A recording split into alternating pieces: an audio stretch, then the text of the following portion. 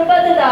ओ कानू ज़रे दौलत पई गाल नहीं है तेरे हाथे ना किथों है ज़ारे आया ओ घरों बाहर ना कुछ भी भाल नहीं है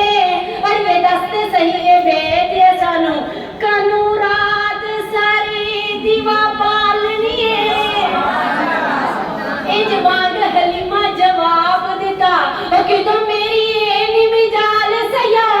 मैंने ना मारो मैनू दौड़ता दे और रखो थोड़ा जिया ते ख्याल सया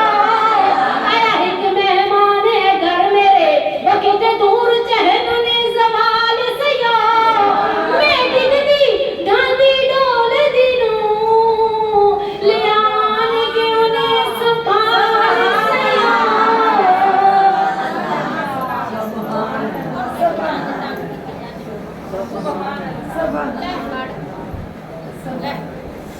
उन्हें पूछा है कि हो जा आप फरमान लगियां वज़ुहा चेहरा वल्लैल ज़ुल्फ़ां वज़ुहा चेहरा वल्लैल ज़ुल्फ़ां की देवा मैं ओदी मिसाल सया वेखे लाल हज़ारा मैं जगी अंदर ओ किते तकिया नहीं ऐसा लाल सया उन्हें असल हकीकत दसनी हां और रिया अगलानी मेरा हाल सया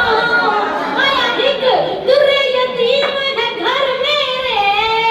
सबे रौनक ने ओदे नाल सया सारियां सहेलियां अपने बच्चों ਨੂੰ ਕਹਿੰਦੀਆਂ ਨੇ ਕਿ ਉੱਥੇ ਚਰਾਨ ਲੈ ਕੇ ਜਾਓ ਜਿੱਥੇ ਹਲੀਮਾ ਦੀਆਂ ਬੱਕਰੀਆਂ ਚਰਨ ਜਾਂਦੀਆਂ ਨੇ हजरत हलीमा फरमानियां ने कि मेरियां 7 बकरियां सन 7 तो 700 हो गईयां एक बकरी इन्ना दुध देंदी सी कि सारे घर दे बर्तन मुक जांदे सुभान अल्लाह इन्ना दुध देंदी सी एक बकरी या अल्लाह उन्हां दे इस जिक्र दे सदके दे नाल साडीआं सब दीआं मुश्किलां दूर फरमा